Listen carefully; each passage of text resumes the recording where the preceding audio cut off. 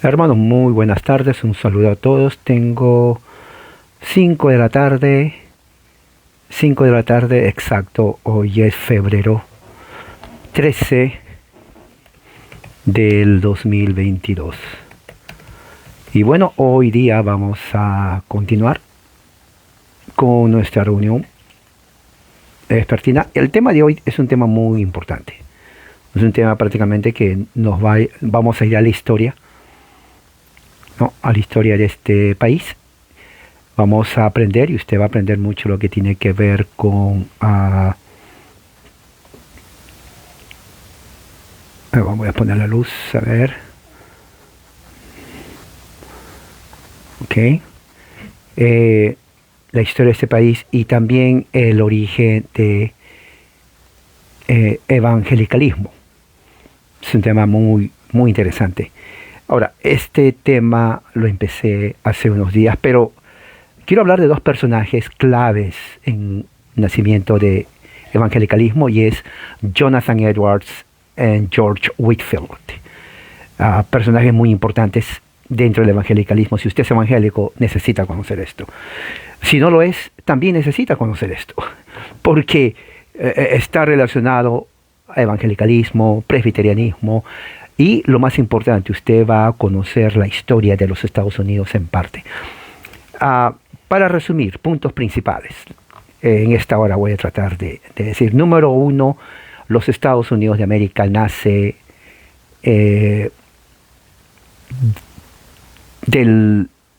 la fe protestante, presbiteriana, puritana. Eso es así.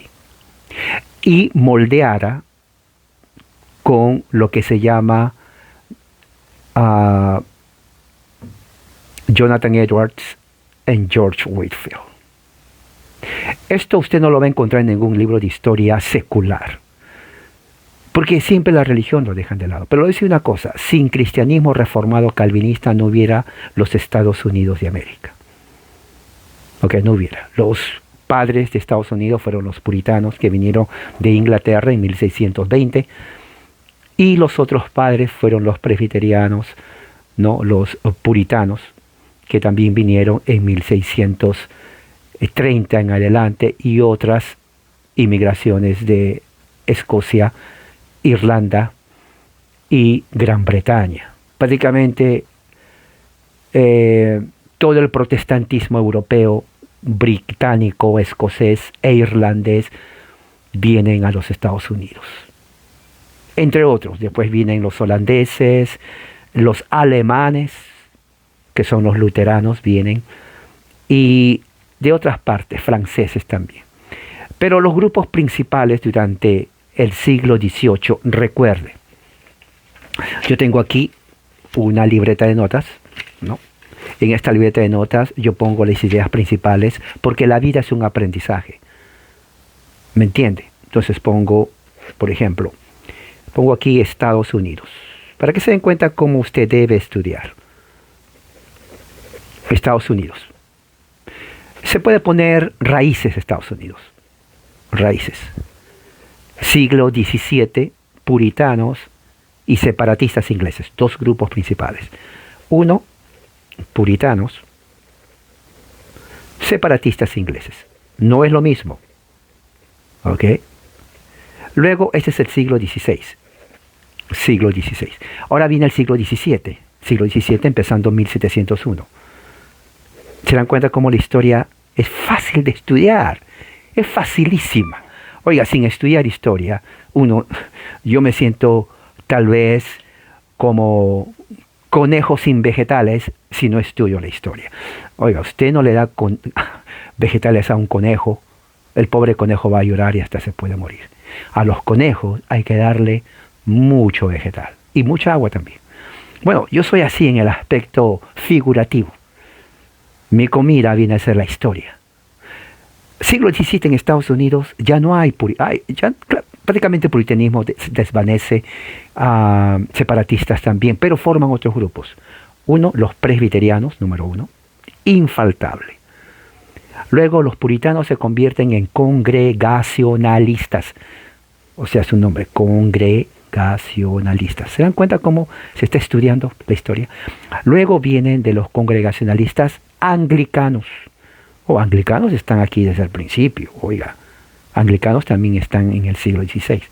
Luego de anglicanos, entonces viene el otro grupo, luteranos, de Lutero, luteranos. Entonces, ¿se dan cuenta? Todo viene de Europa.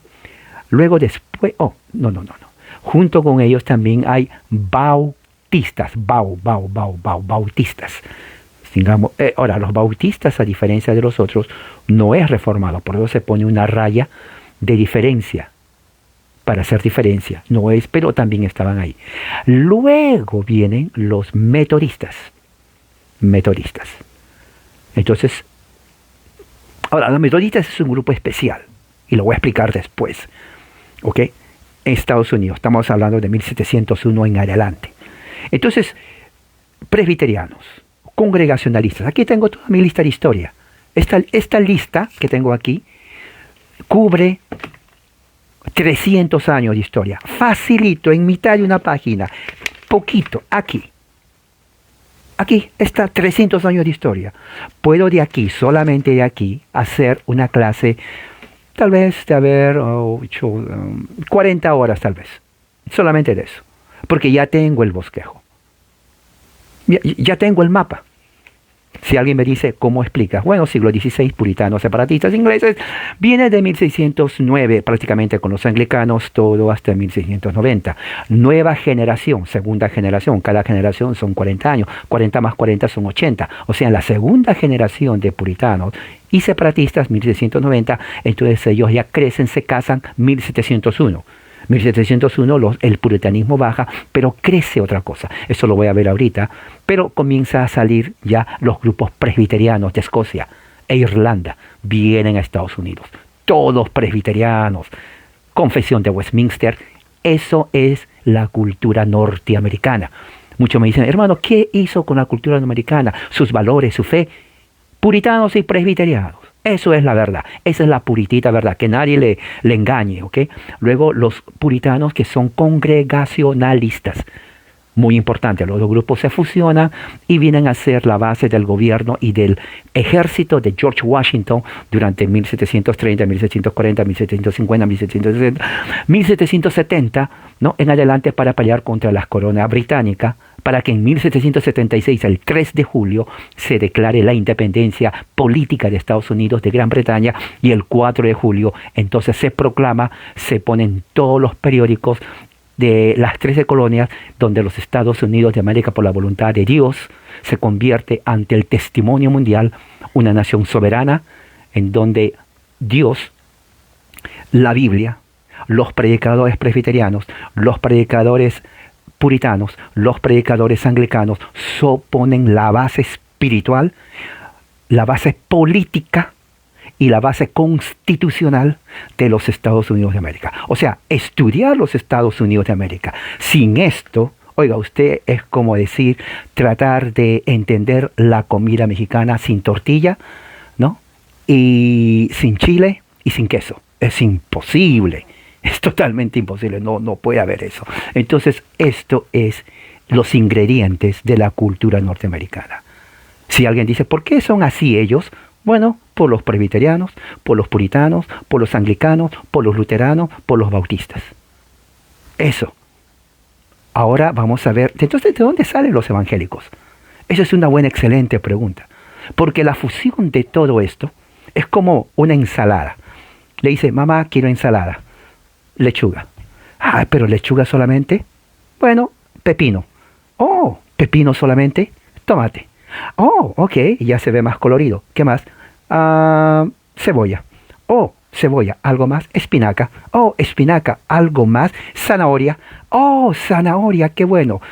Quesito rallado. Oh, quesito rallado, qué bueno. ¿Qué más? O sea, usted le puede poner todos los ingredientes y al final sale una deliciosa, oiga, riquísima, nutritiva ensalada. Bueno, algo así es la cultura, la nación, la política, los valores la forma de conducirse y de pensar norteamericano. Muchos dicen, a los norteamericanos no se les entiende. Los estadounidenses piensan de una forma, muchos son fríos, muchos ven la forma de esta forma, pero ¿por qué son así? No me va a creer. No me va a creer. La razón es por la religión. Por la religión. El padre de los Estados Unidos, Juan Calvino. Juan Calvino, pero si él nunca estuvo ahí. Exacto, nunca estuvo aquí. Pero Juan Calvino tuvo hijos. Oh, no sabía que tuvo hijos. Sí, los hugonotes de Francia. Los puritanos de Inglaterra. Los puritanos de Holanda. Los presbiterianos de Escocia y de Irlanda. ¿Todos ellos son sus hijos? Sí, todos ellos son sus hijos. Y ellos vinieron aquí. Hasta anglicanos. Oh, y los hijos de Lutero también luteranos vinieron aquí. Entonces todo eso forma lo que es un norteamericano. Americano se llama en forma. Muchos dicen, pero ¿por qué americanos se creen los mejores? No, no tiene nada que ver los mejores. Generalmente el latinoamericano, no sé qué tiene, no, yo soy latinoamericano, sudamericano, ¿no? Peruano, nací ahí, pero la mentalidad uno dice, pero ¿por qué lo llaman americanos? Porque ese es su nombre. Así se llaman ellos, ya sea por que son, diríamos, una primacía política, por ser un país desarrollado económicamente, políticamente, religiosamente. Les digo la verdad, estudiar la historia de Estados Unidos es fascinante, pero no lo va a entender si usted no estudia su religión. ¿Cómo empezar? Empiece por los 3 movimientos que vienen a este país. Los anglicanos, 1609, 1611, 1619, 1620, 1630. Eso forma los Estados Unidos. Las bases, como una casa. Yo quiero hacerme una casa. Bueno, hay que poner las bases. Pero a mí se me dijo que hay que poner las paredes. Sí, pero se va a caer. Hay que tener buenas bases. Profundas, ladrillos, hay que poner la piedra angular, hay que poner todo eso para que se levanten todas las partes que van a sostener las paredes. Una vez que la base está sólida, firme, nivelada, no chueca, no torcida, sino nivelada. Tiene que ser preciso. ¿Ok?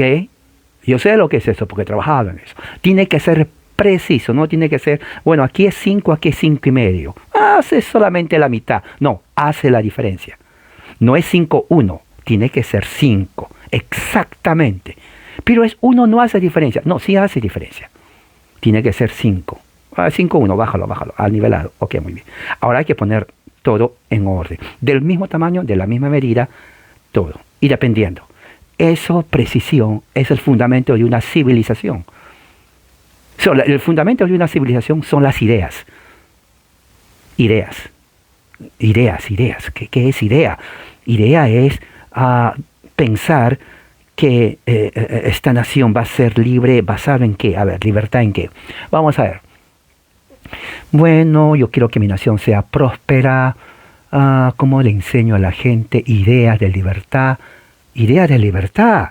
Oiga, la Biblia, ideas de libertad. Muy bien, ideas de libertad, la Biblia. ¿Quiénes son los que enseñan la Biblia? Bueno, hay que viajar a este país para tener libertad política y religiosa. Y hay que poner bases filosóficas. ¿Qué filosofía? Es lo que nos va a ayudar a nosotros a hacer toda una política de gobierno. Por ejemplo, la filosofía se basa generalmente en ideas. Justicia, sí, pero justicia basada en qué? ¿Cuál es el fundamento de la justicia? La palabra de Dios. Oh, qué bien. Libertad. ¿Cuál es el fundamento de la libertad? Son ideas filosóficas, las escrituras. Oh, ¿y qué más? Bueno, el mercado libre. ¿Qué es mercado libre? O sea que yo trabajo, es mío, propiedad privada, nadie me lo quita, y yo comparto con otra persona más que también cree en la propiedad privada. Oiga, yo hago esto. Oh, qué bien. Y yo hago esto. Perfecto. ¿Por qué no hacemos entonces un cambio? Ok, yo te doy esto, pero yo necesito esto. Trueque se llama. Libertad. Muy bien, en esa libertad tú prosperas, yo prospero, es mi propiedad y nos ayudamos. ¿Y dónde dice eso en la Biblia? No robarás. Ahí está. No robarás. O sea, no tengo que ir. Mira, él tiene 3 vacas, yo tengo un gato, o yo quiero una vaca. Pues no me lo va a dar, hay que agarrarlo. No es justo que tenga 3. No, no, no, no, no. Absolutamente no, porque la Biblia dice no robarás. Además, Pablo dice, pero el que no trabaja, pues no va a comer. Entonces, yo si quiero comer, trabaja, porque tienes el dinero y no vas a comer lo que otros te van a dar. Vas a comer lo que tú quieres comer, porque si dependes de otro, él te va a dar lo que él va a comer y te va a dar limitado. Y cuando digas, oh, me quedé con hambre, es decir, 200, te doy lo que puedo. Pero si tú trabajas, oiga, tú vas a tener el dinero para comprarte lo que quieras comer, cuantas veces quieras comer, porque es tu dinero. Esos son valores, esos son ideas, esos son filosofía de vida, de gobierno. ¿De dónde nace eso? ¿Lo inventó Platón? No, no, no, no, no. Eso viene de las escrituras. Ahora, usted me dirá, hermano, usted está aquí para hablar del origen del evangelicalismo. Porque evangelicalismo es Norteamérica. Norteamérica es evangelicalismo. Y evangelicalismo es el producto de los presbiterianos, de los puritanos, de los luteranos, de los episcopales, de los anglicanos, de los bautistas, de los metodistas. Oh, yo no sabía eso, hermano. Bueno, ahora ya lo sabe. Pero un momento, ¿cómo que va a ser la confusión de todo esto? Esa es una buena pregunta. Porque para que haya esa confusión, tiene que haber un proceso. Igual que la ensalada que le puse. Lechuga, pepino, tomate, alfalfa, zanahoria, espinaca, cebolla, algo así. Y sale una ensalada exquisita. Pero en el aspecto religioso, Estados Unidos, su cultura es prácticamente eso. Y es la verdad. Claro, usted no lo va a escuchar en los medios controlados de desinformación. Porque los medios controlados de desinformación odian la religión. Porque odian la raíz protestante, calvinista, reformada, luterana, puritana, presbiteriana de los Estados Unidos. Nunca le van a decir la verdad. ¿Se imagina que le digan a usted, a la generación de 100 años de ahora, que diga, Chile por ejemplo, diga, oiga, ¿cómo se inició Chile? Chile se inició en el año 2020. ¿2020? Sí, en el 2020. Y antes de eso, no había historia en Chile. ¿De veras que no había historia en 2019? No, no había. Chile empieza en el 2020. Oiga, una generación de hace 100 años cree eso, se los aseguro. Bueno, yo no voy a estar viviendo ni usted, pero eso va a pasar.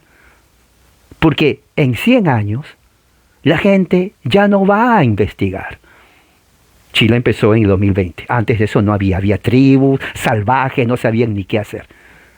Y la gente va a decir, bueno, pero si alguien va a investigar y dice, disculpe, hay un error ahí. Chile no empezó en el 2020. De acuerdo a la historia, no digas nada. Esa historia es mentira. Lo que vas a leer es falso. Es más, tú estás yendo en contra de la enseñanza oficial. Antes no había eso. ¿Saben que a esta persona que está diciendo estas mentiras, pongan en la cárcel? Hay que censurarle, porque está engañando al pueblo. Eso es lo que sucede hoy en día. La historia lo cambian, lo niegan, lo mutilan, lo niegan. Oiga, en 100 años, si hoy en día no creen, imagínense la generación en 100 años. No va a creer absolutamente nada y va a creer que Chile realmente se inició en 2020. Y a los que digan lo contrario, lo eliminan. Eso es la verdad. Eso es lo que pasa en Estados Unidos. En las escuelas públicas no se enseña el padre de esta nación, que es Jonathan Edwards. No se enseña. Absolutamente no. Yo tenía que enseñarle a mis hijas esto. Leía los sermones de Jonathan Edwards por 2 horas. Porque en la escuela pública ni siquiera mencionan su nombre. No saben quién es él. Absolutamente. Es una vergüenza. ¿Pero culpa de quién? De 2. Del sistema educativo marxista ateo, totalmente materialista, hedonista, anticristiano, antibiblia, anticristo, anti-iglesia, antifamilia, pero también de los padres ignorantes. Porque el padre ignorante cree, le mando a la escuela pública y ahí le van a enseñar. Sí, le van a enseñar a no creer en la verdad. Sí, le enseñaron, pero no cree en la verdad. Entonces el padre, en vez de que piense y diga, bueno, sí tengo que trabajar, porque trabajan para hacer dinero, tiene que pensar, bueno, mi hijo o mi hija, ¿qué le voy a enseñar? Y lo que le enseñan en la escuela pública no es algo bueno, ¿ok? Una de las cosas está en que no le van a enseñar el catecismo de Westminster, tan menos aún la Biblia. Así que papá, mamá, siéntese con su hija, hijo, no 10 minutos ni para comer el pan con tortilla, una pizza o hamburguesa. No. Para leer la Biblia. Enséñele. De veras, usted dirá, bueno, yo no vivo en Estados Unidos, estoy aquí en México. Mucho, con más razón en México. Porque México está totalmente en oscuridad espiritual. Entonces siéntese. No solamente orar, hay padres que dicen, yo oro. Bueno, está bien orar. Pero siéntese porque el conocimiento se lo está dando la televisión y los de afuera. Siéntese. Le dice, a ver, vamos. Siéntese, hija. Hágalo. El bien es para usted. ¿Ok? El bien es para usted. Si usted no es agresiva en la educación de su hijo, créanme, el vecino no lo va a hacer, la abuelita tampoco, ni el tío ni la tía. No, es usted. Nadie más, nadie menos. Que el día que usted parta diga, parto, ahora sí me voy con Dios y estuve con mi hijo y mi hija estas horas, y se va en paz, contento, sonriendo que usted invirtió en su hija. Es la verdad, es la puritita verdad, créame. Entonces, ¿qué pasa? Bueno, esta es solamente la introducción. Vamos a empezar con Jonathan Edwards. Nació aquí en los Estados Unidos en el año 1703. Murió en el año 1758. Cuando muere en el año 1758, Jonathan Edwards era el tercer presidente de la Universidad de Princeton, que vino a ser la Universidad Presbiteriana en los Estados Unidos. ¿Ok? ¿Por qué murió? Porque lo inocularon en él la vacuna de la viruela. Había una explosión, una pandemia de viruela en los Estados Unidos en 1758, igual como hay la pandemia del COVID, y lo vacunan a él. Ahora, hay una teoría increíble. Hay dos o tres teorías. Primeramente, no tenían que haberlo vacunado a Jonathan Edwards en 1758. ¿Por qué? Porque esa vacuna era algo increíble. En ese tiempo, ¿cómo se vacunaban? En ese tiempo las personas que morían de viruela, ¿no?, agarraban parte de su sangre, que era contaminada, y soplaban en la nariz de los que estaban enfermos de viruela. O sea, supongamos que esta es una nariz, ¿ok? Entonces ponían aquí la sangre y lo soplaban. Entonces el soplo, uno respiraba, porque la idea era, va a crear anticuerpos. Bueno, lamentablemente esos anticuerpos no resultaba bien, porque muchos morían. Uno de ellos fue Jonathan Edwards. Así era. La segunda teoría es que sí, fue así, pero los que le inyectaron fueron jesuitas. ¿Por qué? Porque Jonathan Edwards cambia el panorama de Estados Unidos. Sin Jonathan Edwards, créame, no hubiera habido la independencia de Estados Unidos. Esto no lo van a ver en ningún libro de historia, esto no lo van a ver en Google. Si ustedes ponen razones por la independencia de Estados Unidos, créame, nunca van a mencionar a Jonathan Edwards. Por dos razones. Uno, porque son secularistas. Y número dos, porque tampoco saben. Pero la realidad es esta, querido amigo, hermana o hermano. Sin Jonathan Edwards no hay Estados Unidos. Grábeselo. Que no le den gato diciendo que es conejo, porque es mentira. Jonathan Edwards es el artífice del cambio cultural y religioso en los Estados Unidos, presbiteriano, de padres puritanos, casi los últimos, ¿no? Su padre fue pastor, él fue el quinto niño, ¿no?, de 11 hermanos. Él tuvo 11 hermanos. Okay. 11 hermanos. No sé cuántos hermanos tiene usted, pero él tuvo 11 hermanos. Una familia, él fue el número 5. ¿No? Él creció en la casa, la familia de Jonathan Edwards. La madre era una puritana total. ¿Ok? Desde el inicio fue enseñado el catecismo de Westminster una dedicación, devoción a Dios, cosa que ya no hay ahora en los Estados Unidos. Jonathan Edwards fue un niño prodigio, ¿no? Estudió bastante teología, recibió su bachillerato, su maestría, ¿no? En la Universidad de Yale, ¿no?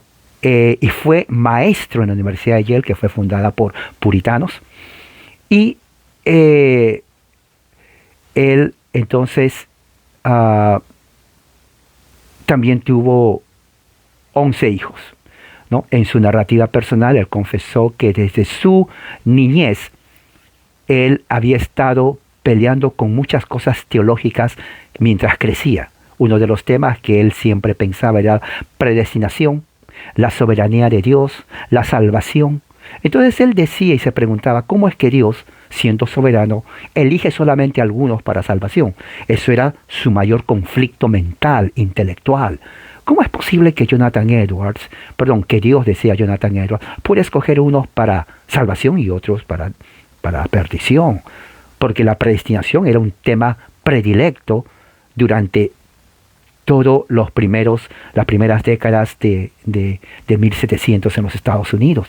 ¿Por qué? Porque recuerde que la herencia son puritanos calvinistas, presbiterianos calvinistas, hugonotes calvinistas, los luteranos también no eran calvinistas, pero por la predestinación de Martín Lutero, los anglicanos también, aunque eran mixtos los anglicanos, porque habían arminianos, y los arminianos eran del libre albedrío.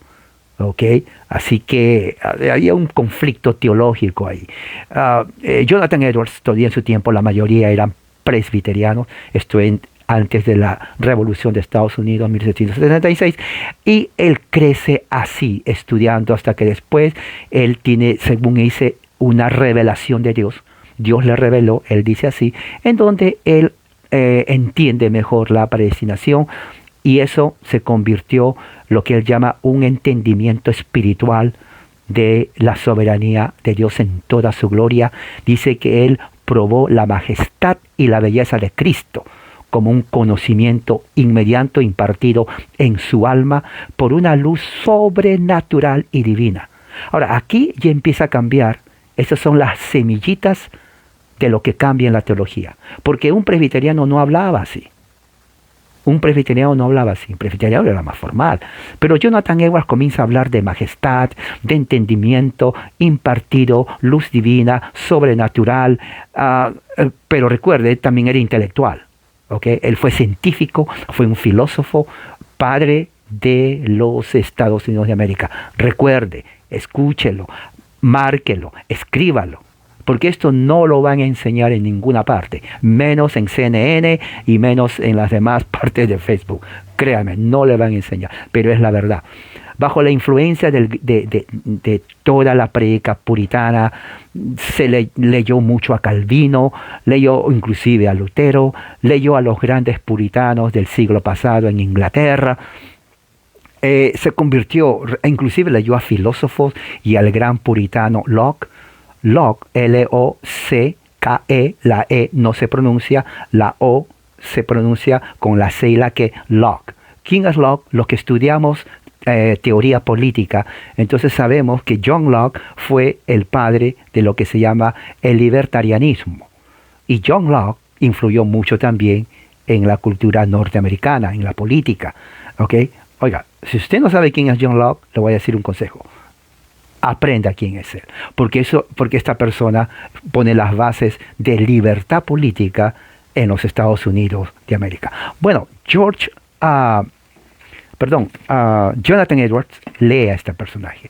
Él comienza entonces a predicar a las 13 colonias, ¿no? Dice aquí, este es un libro muy bueno, se llama Forjado en la Fe, la historia espiritual cristiana de los Estados Unidos. Exacto, correcto, John Locke. Ahora, ¿qué dice aquí? Dice esto.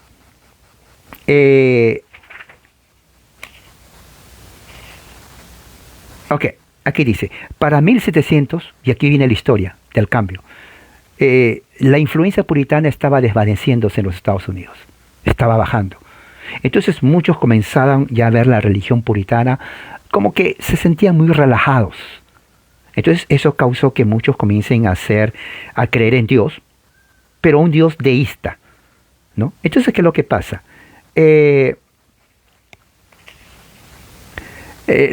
La religión establecida, ¿no? Estuvieron, digamos, siendo relajadas, había cambios sociales, ya no era 1600, ya las colonias crecían, se estaban haciendo más industriosas, más inmigrantes ingleses, crecían en población, el comercio, el estrés político de Gran Bretaña sobre las colonias, ya la gente ya no era la de antes, ¿ok?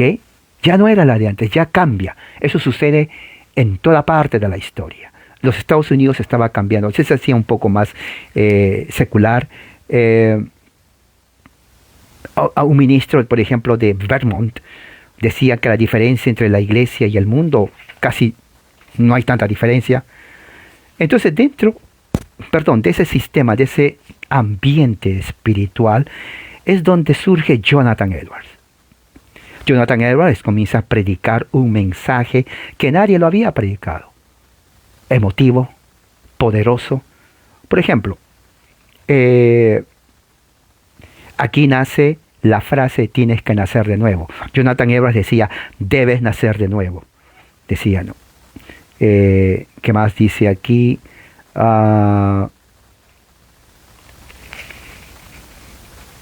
Comenzó a tener reputación de ministro, de teólogo, de erudito, ¿no? Comenzó a escribir, ¿no? Y su fama comenzó a crecer en todas las 13 colonias. En 1734 comenzó un cambio cultural en los Estados Unidos, 1734, en la iglesia de Jonathan Edwards. Lo que nunca había pasado en ese momento comienza a suceder.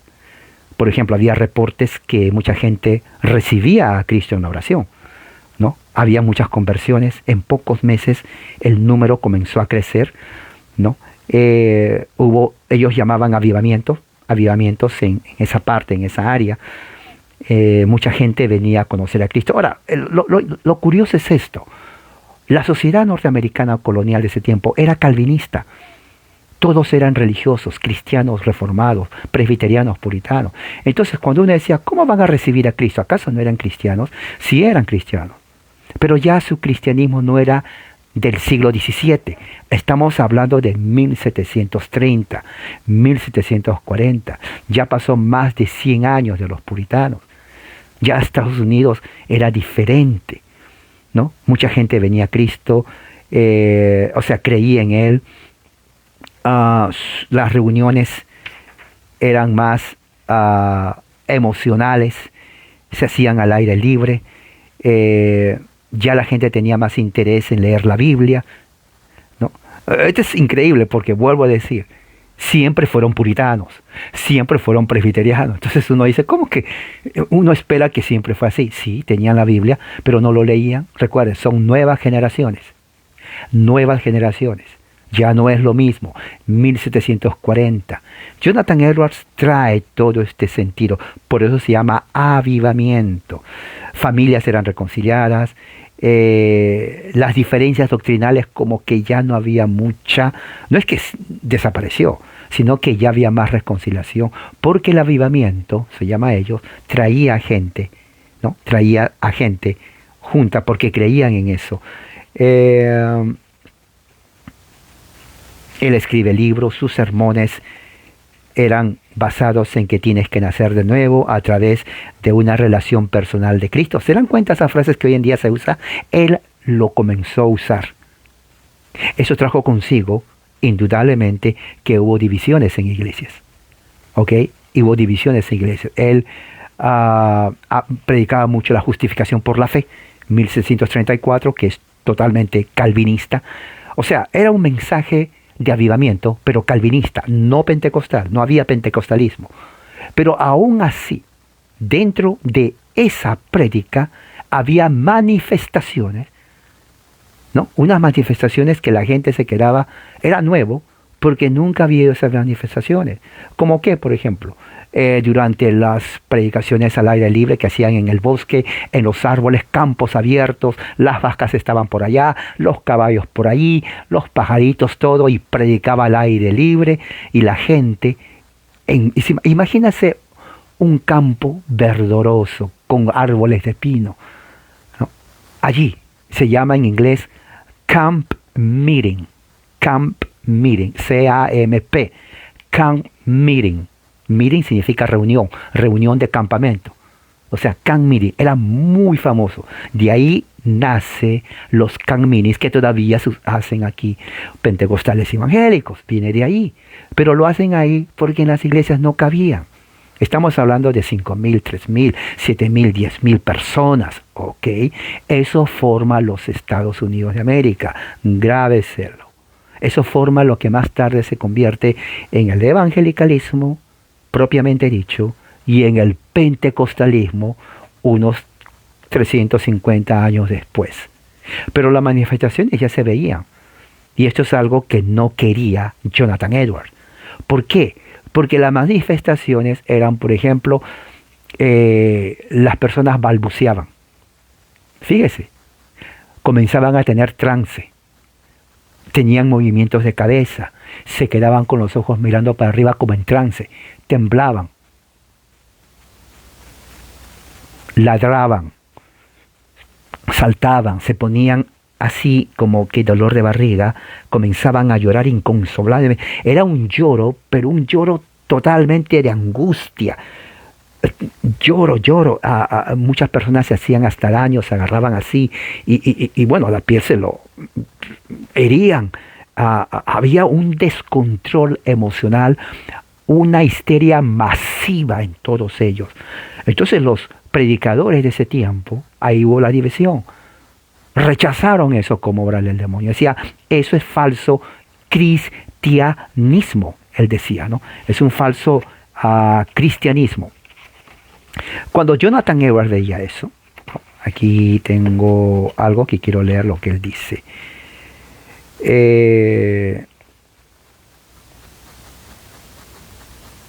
Aquí dice, Jonathan Edwards cuando miraba eso, él no estaba contento, ¿ok? Porque estamos hablando de miles de personas que tenían, la mayoría mujeres tenían esa experiencia, la cantidad era mucha.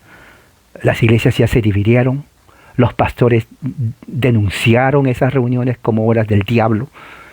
Y Jonathan Edwards dice esto, aquí tengo, de su biografía de Jonathan Edwards. Okay, esos son documentos, lamentablemente en español no hay, porque esto es propiamente de la cultura norteamericana. Pero si usted está interesado y es curioso, con un poco de inglés, usted va a obtener conocimiento de primera mano. ¿Ok? Dice así Jonathan Edwards. Esto no significa que los convertidos, entre comillas, hayan nacido de nuevo, dice Jonathan Edwards. No, porque al fin y al cabo muchos de ellos volvían a su estilo de vida mundano. En el juicio de Jonathan Edwards, algo peor había pasado a muchos de ellos, y esto es un tema que él expande, explicando el resultado del avivamiento. Escucha lo que dice él. Dice, el trabajo del Espíritu Santo, en estos casos, no es el trabajo del Espíritu Santo, sino que Satanás, mire, ha trabajado de una forma poderosa en producir una religión falsa. Mire, una religión que parece que es evangélica, pero que en realidad es más de experiencia que descubrir a Cristo o la llenura del Espíritu Santo. El diablo dice, el diablo no se preocupa en cosas que él conoce que no son de Cristo. Fíjese lo que dice. El diablo no se preocupa en cosas que no son de Cristo, dando a entender que muchas manifestaciones que no son de Dios, al diablo no le interesa porque sabe que no es de Dios. Y dice así, hay tantos diamantes y rubíes que son falsos. Pero ¿quién va a ir a buscar piedras falsas que parecen que son diamantes? O sea, dando a entender, Jonathan Edwards, que muchas de esas expresiones, manifestaciones eran falsas. ¿Ok? Era pura emoción. Recuerde, en histeria colectiva, experiencia masiva, se confunde lo que la mente hace con el espíritu que hace. Eso es algo, yo creo que ese es el punto de decepción en estas clases de reuniones. Y Jonathan Edwards lo sabía. Jonathan Edwards creía que el fanatismo ha sido una gran piedra de tropiezo en los avivamientos. Fanatismo, él mismo lo dice, ¿no? Él cree que muchas personas fueron convencidas, promovidas por personas que estuvieron engañadas con una experiencia falsa evangélica. La mayoría de estas personas en 4 años volvieron a su estilo de vida del mundo, ¿no? En una falsa conversión, dice él, un hombre puede tener la corrupción de la naturaleza solamente cambiado en otro nuevo canal en vez de que su naturaleza sea mortificada.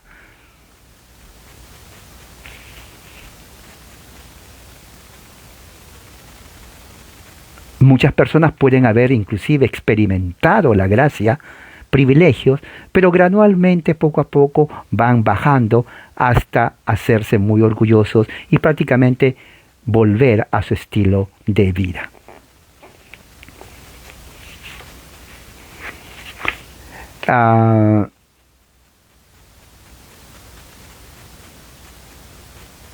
Aquí dice él que muchas personas que dicen que fueron avivadas por el avivamiento, regresan a su estilo de vida peor de lo que fueron antes de experimentar. ¿Ok?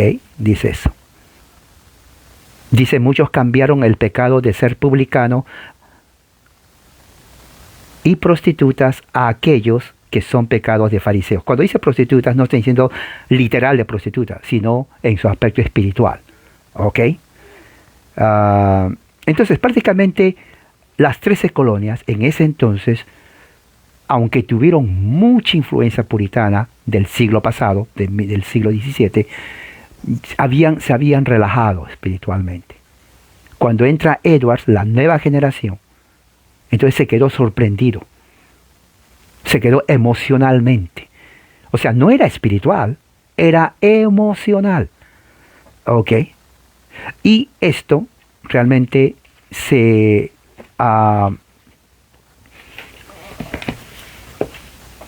profundiza con la llegada del otro predicador metodista calvinista de Gran Bretaña llamado George Whitefield. George Whitefield, si bien es cierto, junto con Jonathan Edwards, son considerados los padres del avivamiento en los Estados Unidos. George Whitefield era más emocional y extravagante que Jonathan Edwards. Jonathan era más intelectual. Pero George Whitefield era una persona, siendo británico, influenció grandemente a los padres de los Estados Unidos de América. Recuerde que en 1776, el 3 de julio, se declara la independencia de Estados Unidos. Jonathan Edwards muere en 1758. George Whitefield, 1770, ellos no llegaron a ver. Pero ellos sembraron en todas las 13 colonias el deseo de libertad política y el deseo de libertad religiosa de una forma increíble. Por eso que religión y política van de la mano. Tu religión determina tu política. O sea, Estados Unidos es el resultado, ¿no?, de puritanos, presbiterianos, separatistas, congregacionalistas, luteranos, anglicanos, calvinistas. Porque para 1766, los predicadores de ese entonces, ya la gente tenía en su conciencia social el deseo de libertad y adorar a Dios de acuerdo a los conceptos de su conciencia, basado en las Escrituras. No hay otra nación en el mundo, ni México, ni Centroamérica, ni Sudamérica, que hayan pasado este proceso. Eso es el espíritu capitalista que da lugar a los Estados Unidos de América y a su prosperidad económica. Muchos dicen, ¿pero por qué Estados Unidos llegó así? Por esto. Claro, si usted ve Google, Facebook o CNN, no le van a decir eso. No. Y por eso que la gente ignorante que lee se basa en eso, dice, pero yo no veo aquí religión. Yo sé porque así me lo han dicho. Pero aquí no dice nada de religión. Estoy leyendo esto, no habla nada. ¿Qué estás leyendo? ¿Quién lo escribe? Oh, lo escribe un marxista. ¿Qué se puede esperar de un ideólogo?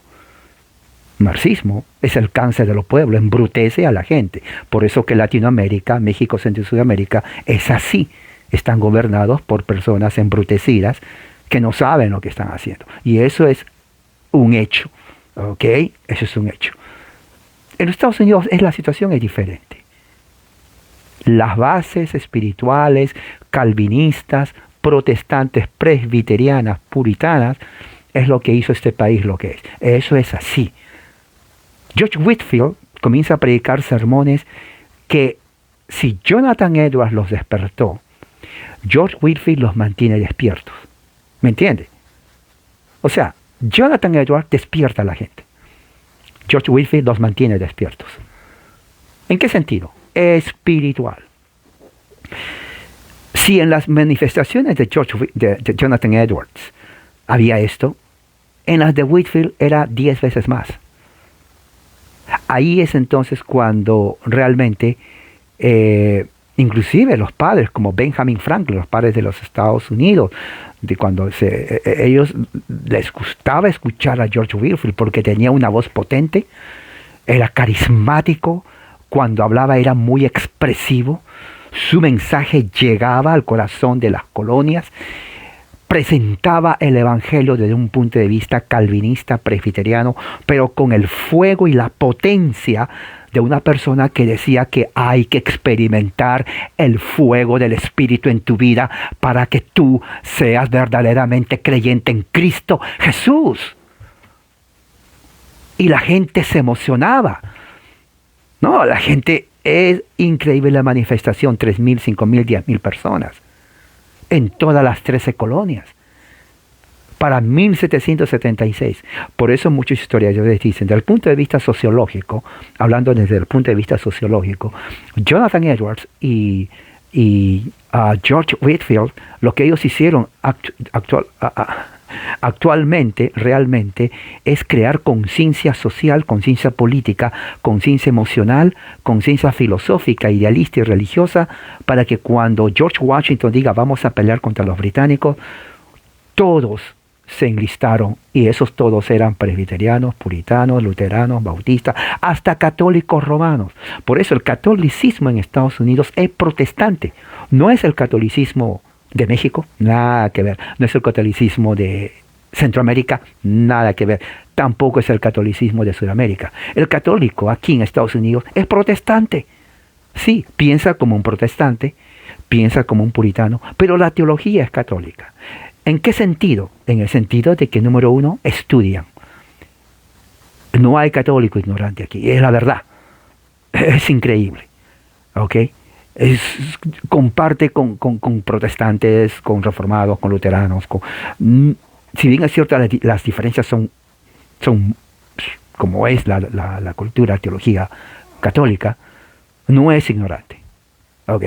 Usted no va a encontrar aquí a un católico que no sabe por qué es católico. Y se lo digo porque así es, yo lo sé. ¿Ok? Los mejores apologistas en Estados Unidos hoy, 2022, católicos romanos. ¿Ok? En cantidad. Los pocos apologistas que salen a debatir son pocos.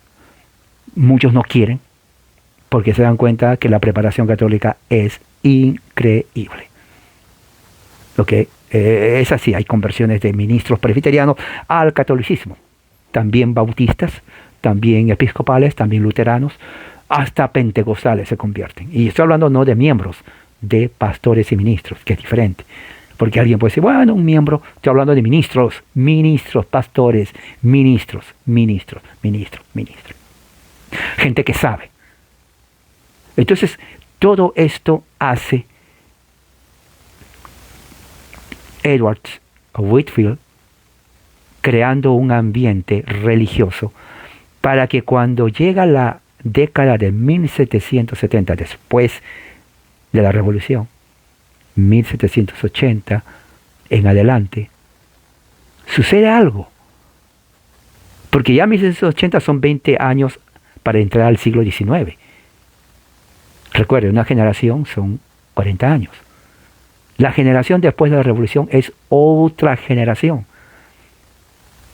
Ya no es la generación de Whitefield, ya no es la generación de Jonathan Edwards, ya es otra generación. Ya estudiará más.